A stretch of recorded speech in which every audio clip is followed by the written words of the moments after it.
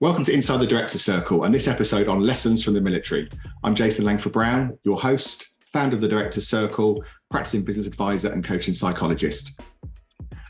In the last episode, we spoke to Chris Carter and Joe Williams about our new leadership canvas and using that as a tool to navigate the complex world of leadership, but more importantly, how to cut through that and start to get some quick wins on moving your leadership forward. Today, we really want to focus on things that Chris did in the military that actually is brought forward and can really help us in terms of lessons, again, and practical tools that will help us on a leadership journey. So as I said, Chris joins us again. Chris Carter MBE, as I've mentioned before, leading projects leader for engineering consultancy Arup, worked on projects like HS2 and the Commonwealth Games. But for those that didn't join us on the first episode, Chris is a former colonel and commanding officer of the British Army, who's delivered leadership development to other armed forces around the globe and teaches to officers at the British Defence Academy. And Joe Williams, CEO of the Royal Orthopaedic Hospital, NHS Trust. As I think I said in the last episode, Joe's really is a very modern, progressive leader. And I think that's reflected in the RH's performance as one of the leading trusts in the UK. So before we get into today's conversation, very quickly, remember that just a snapshot of what happens within our business leader community. So if you want to get more involved or access further insights, visit directors-circle.com and click join the community button. So, Chris, if we can start with you. I was reflecting before today's episode around, the lessons for the military, and I kind of thought that the work I did with you years ago when we brought business leaders into the Army. I think one of the things that I think I probably use the most is the notion of debriefing, which we talk about on our canvas as the need to learn and refine as leaders. And I see business leaders and I suppose non-military leaders are really, really poor at stopping, whether things go well or go badly, because I think both are equally important, and going, okay, what happened there? What went well? What didn't go well? What did we learn? What do we need to change? And I saw that as a very kind of constant and strong thing in the Army. Is that something that is a lesson you've taken into your civilian life, or are there other things that you think are bigger lessons for you from the military?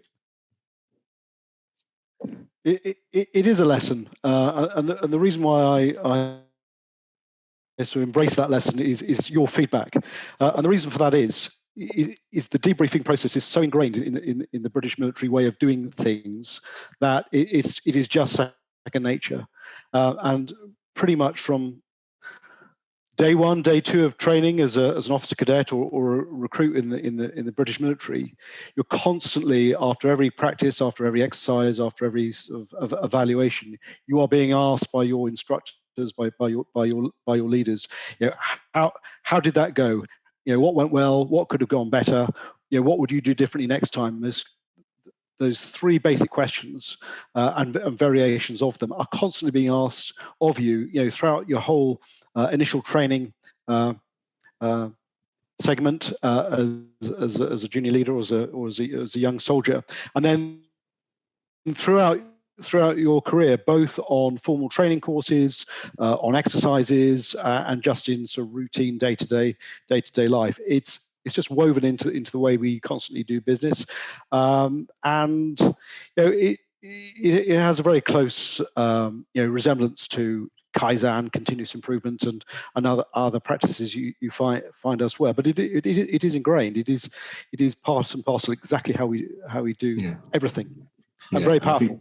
And I think it's interesting that link with continuous improvement, because I think in business, continuous improvement isn't that common. We see it probably more in manufacturing, but even in manufacturing, it's not universal. So, I think that ingraining is interesting. But Chris, I mean, for you, maybe we'll try and pick three things that you think probably are the biggest lessons for the military that you sort of take forward now into the commercial world. So, where would you start as your kind of number one lesson from the military that you sort of take forward to today?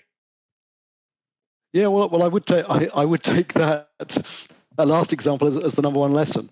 Okay. And I think there's a very interesting extension of it, which is now starting to be embraced, particularly within the Army, and that is getting comfortable with failure, and particularly out of operations, during training, during development, pushing ideas, concepts, people, equipment, etc. to the point of safe failure.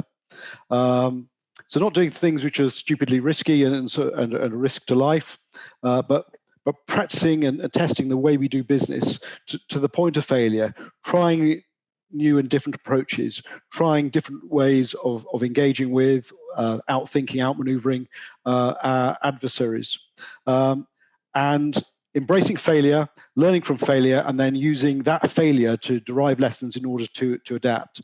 And and we see that sort of language, and that approach, within the sort of wider business community, particularly, people like James Dyson, very famously talking about how 1,000 failures, if that were the number, were instrumental to the one success of finalizing some of his technological innovations. So that approach we're starting to embrace within the military, and that's getting us away from perhaps previous practice, which was to test and exercise and challenge extensively, but being very uncomfortable with the idea that we might fail. So we're always slightly hedging our bets. We're always being, perhaps at the very least, unconsciously safe and cautious, and thereby missing opportunities to trying, radical innovation, different ways of doing things took us down the pathway of being quite conventional, and we all talk about thinking outside the box, but how often do we really think outside the box and do something radically different? It's a nice buzzword in our approach. So that is one emerging area within the military, and there's a big. We spoke on the last podcast about psychological safety, and that is absolutely critical. You've got to make it safe for people to fail, and I think that then opens up a whole can of worms in terms of leadership and culture and so forth that we have to tackle in order to genuinely be comfortable with failure. Yeah, I think it's really interesting, Chris, because you say it's an emerging area from the military that you've sort of taken as a lesson. But I think although there are pockets, Dyson is a good example. But I think generally business leaders are not comfortable with failure. They don't allow their people to fail. People don't feel safe enough to fail without getting into trouble. The irony is, I think failure is the stakes are higher in the military. Most business leaders can afford to fail a lot, and probably fail quicker because the consequences are probably going to be less. And it just reminds me of some language that I use. I always try and use the language risk. Is it risky or reckless? Because if it's risky, it means if it goes wrong, we can probably recover. If it's reckless, we can't. So then that's how I look at it. But Joe, what about for you? Is there anything in that for you in terms of you're in a hospital, so failure there can be quite tricky as well, I should imagine. So is there an environment for failure in your hospital? Wow, lots in what Chris has just described. I guess the first thing is if there was such a thing as an NHS dictionary, and you look at debrief, a discussion where something that you've done wrong we want to talk to you about. So I don't think we use debrief in a positive way. I think we do it when it goes wrong. Okay, interesting. So that's interesting in terms of actually how we think about it. I suppose it's going to sound a bit like an excuse. So obviously, if I think of when I've worked operationally, and if you think of something like the A&E target, was I taught to take a risk? Well, clearly no, because I'd either got a regulator from with the CQC, I'd got NHS England. It's public money, so obviously I need to be careful what I do because I'm going to be somebody's going to comment on what I've done. And also there's, as Chris said, there's potentially a life at the end of it. So we do struggle around that, having the confidence to say, somebody just having your back, to be fair, to say, well, have a go. And if I think when I came to the Royal Orthopaedic, we were struggling with delivering our referral to treatment target. And it was so poor, the performance, that I went to our board of directors and to our governors to say, the only way of putting this right is for us to stop reporting, have a go at fixing it. The performance will get worse, but we'll have a plan to get it better. Yeah. Somebody having the confidence to do that. And that's what we did. And then the staff knowing that they could try different things and know that it was okay. Because sometimes it's just the fear of somebody just saying, can I try this? And I still think we have a little bit of that in the NHS. People can see what needs to be done, but they also know they've got to sort the here and now. And it's that breathing space and the capacity to say, but actually I could make, I might not make the big changes, but I could make next week look a bit different. So how do I do that?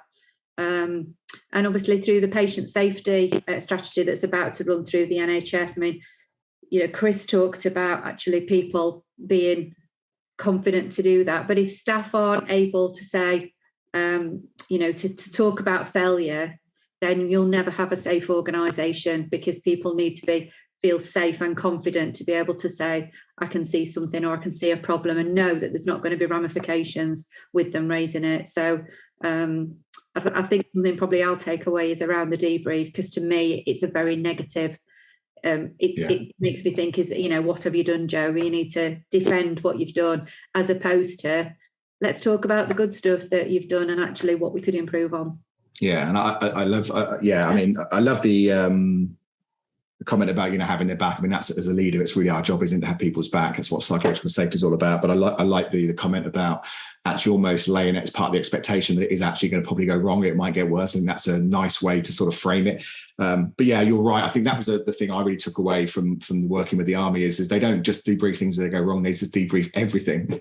Now, most things go right. So it means by definition, most of the things that are getting debriefed are the things that have gone well. And I've definitely taken that in with some of my clients. I did some work in the US recently where we did exactly that. We actually only debriefed the successful projects, and the lessons that were taken from that and the continuous improvement, to go back to what Chris was saying, was phenomenal. So yeah, I think that is definitely a powerful piece from the debrief thing. Okay, Chris, back to you. So have we got another lesson, something different maybe that you can take from the military that you think would be worth considering? Heading back to the topic of leadership, one of the things as part of defining its approach to leadership that the British Army has done over the last 10, 15 years is introduce what it calls the Leaders Code, which is a mnemonic, LEADERS, which I can define in a moment, describing what good leadership behaviours in the British Army are. And I've got to say, when it first came out around about 2012, it got a lot of stick and a lot of negative criticism internally, mostly amongst the kind of leaders, senior non-commissioned officers and officers within the Army, on the basis that it was an obvious mnemonic. It was leaders talking about leadership, and it was all kind of sort of backward engineered and a bit contrived and not necessarily relevant. And I went to a number of sort of army-wide presentations, rolling out this concept, and sort of listened to sort of various views. And I must admit, I was pretty much in the it's a bit cheesy and I don't really see the relevance camp, until I saw a presentation from an organisation who had piloted the approach for the previous 2 years within that organisation. And the most powerful presentation was from a private soldier in his particular regiment, known as a rifleman, who stood up in front of the assembled great and good of the British Army at Sandhurst, and gave a personal perspective, one of the best talks of the day, on how he had experienced the Leaders Code. And the key thing in his talk, which really resonated with me and stays with me still, is he said, for the first time, as the most junior rank within the British Army, we had been told what to expect from our leaders. And as soon as we had this knowledge, he said, you could guarantee that every corporal, sergeant, lieutenant, captain, major, lieutenant colonel, within the organisation had 350 riflemen's eyes upon them, judging them in terms of their leadership ability. And he pointed out how empowering that was for the most junior rank in the battalion, and how what a powerful development tool that must be for non-commissioned officers and commissioned officers within that battalion. Your every action and behaviour being judged according to a common standard. Some perhaps fairly on occasions, perhaps a little unfairly on other occasions, but that struck me greatly, and I thought, well, what a powerful tool this is. And from that point, I always defended the Leaders Code, which is still in use, against a skeptical audience, on that basis. That's really powerful, because I think it's a number of things. I think I love actually that it makes people that are in leadership positions, making them accountable to being leaders, because I think there are, and I'm just talking generally now, far too many people. We really want to go into politics and all sorts of things where they want the position of leadership and the power and trappings and the money, but don't really want to do what it takes to be a leader, which we know isn't always an easy task. So there's that piece there. But I think also for me, it's a really good example of the extension of culture, because culture is, way beyond the core values and the core beliefs. It has to be translated into some standards and behaviours.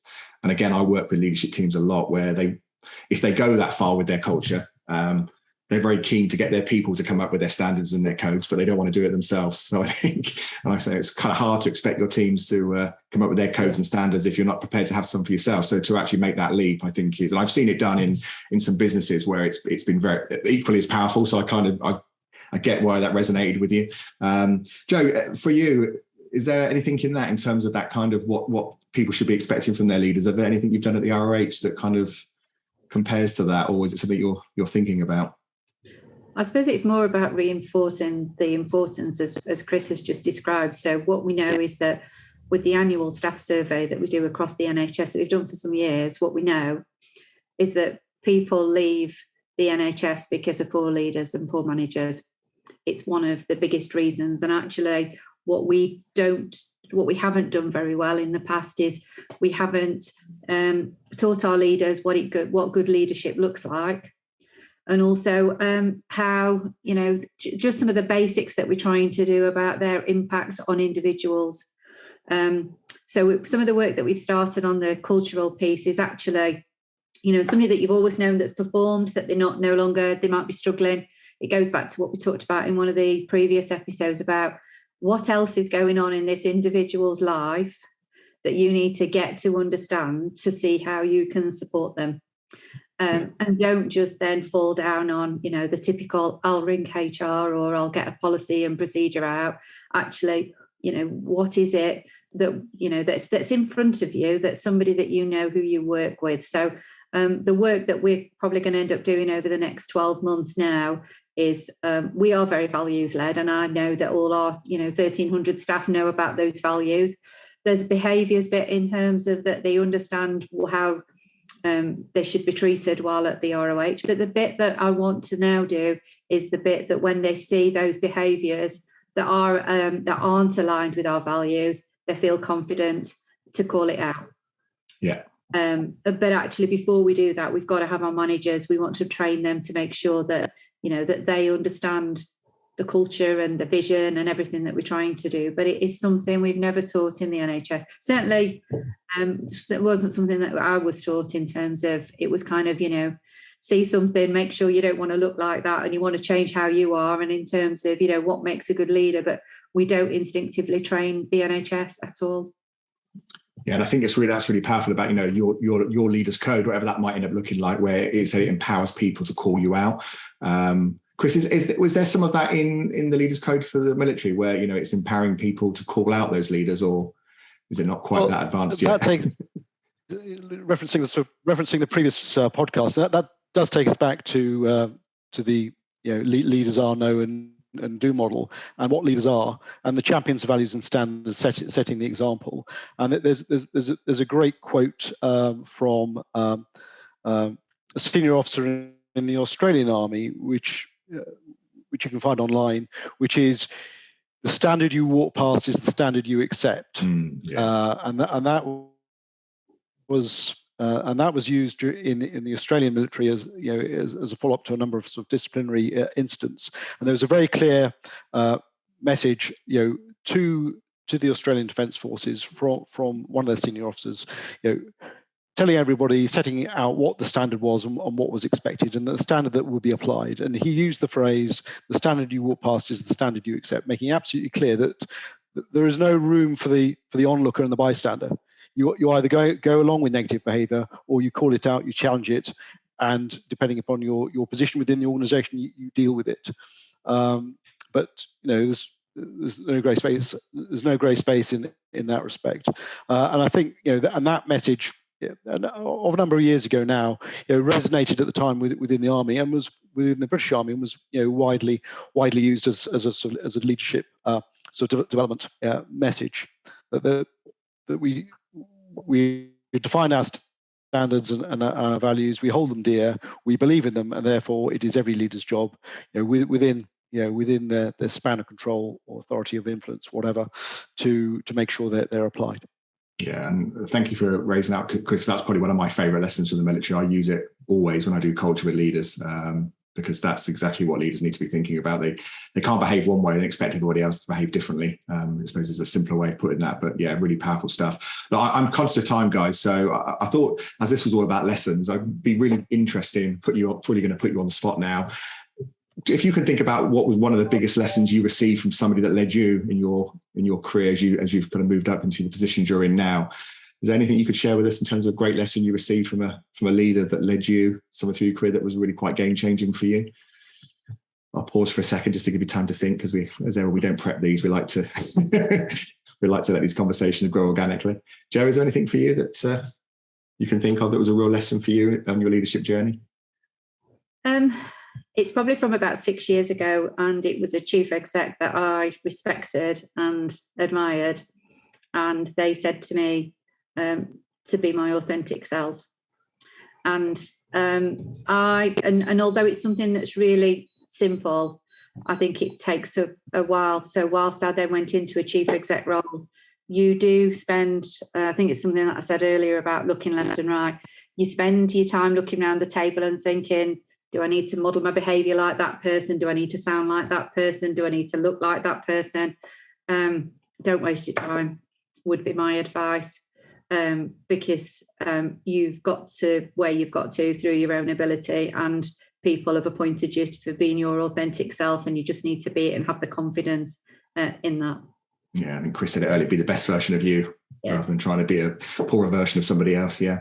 Chris, lesson you could share maybe? There's loads I could reference, but one I'll highlight was a very early lesson in my military career. So at the comparatively young age of 21, my first sort of phase of training at the Royal Military Academy, Sandhurst, we were on as part of a sort of particularly arduous and testing 10-week phase of training, and we were lucky in that we had an incredibly inspirational senior NCO staff sergeant who was our principal instructor, and he was pretty much feared throughout the organisation because he was a parachute commando trained soldier. He just returned from the Falklands War. He was incredibly fit and demanding in terms of what he expected of us, and everyone looked at our group and said, Paul, you've got this individual as your staff sergeant. But the thing about him was he would put us through some incredibly testing exercises and practices. But even from week 1, week 2, once that was over, once he'd achieved the effect on us that he'd wanted to achieve, either in terms of testing us or developing us, he would call a halt, he would gather us in, and he would explain to us exactly what he had done and why. And for the period of time in question, which is the mid 80s, an incredibly sort of modern approach. He would say, "This is what I did to you. This was the reason why. This was the effect I was trying to achieve, within you, and this is what I got. And these are the lessons for you, both as individuals and in your future careers as Army officers." And then we'd have that debrief. He'd be completely honest with us, and then sort of 10 minutes later, we were back to whatever it is, running up hills with sort of logs or whatever it was. But it was that degree of honesty and openness, and it was not a soft approach. It was a very demanding approach, but he was incredibly open and honest about what he was trying to achieve with us, at all times. And that always, when you were carrying the log or the stretcher or the burden or whatever, or swimming through water-filled tunnels or whatever it was, you always knew that with this individual there was a purpose, even if you couldn't quite see it at the time. Yeah. Well, I know, and I think it's such a powerful lesson, that, Chris. But we could talk about that for 2 hours on its own. But I think leaders massively underestimate how much people are prepared to do if they only understood why they were doing it and if it was linked to a purpose, as you said.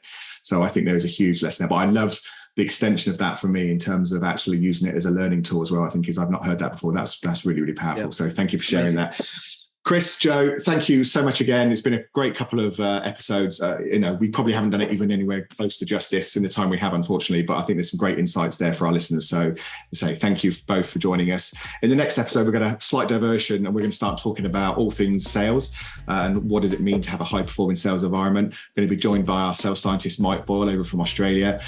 So we're in for, I think, again, some great insights on that subject, and if I know Mike, some fun as well. So in the meantime, if you want more on this subject on leadership, reach out to us at directors-circle.com, or you can reach out to one of our knowledge partners, Lucid.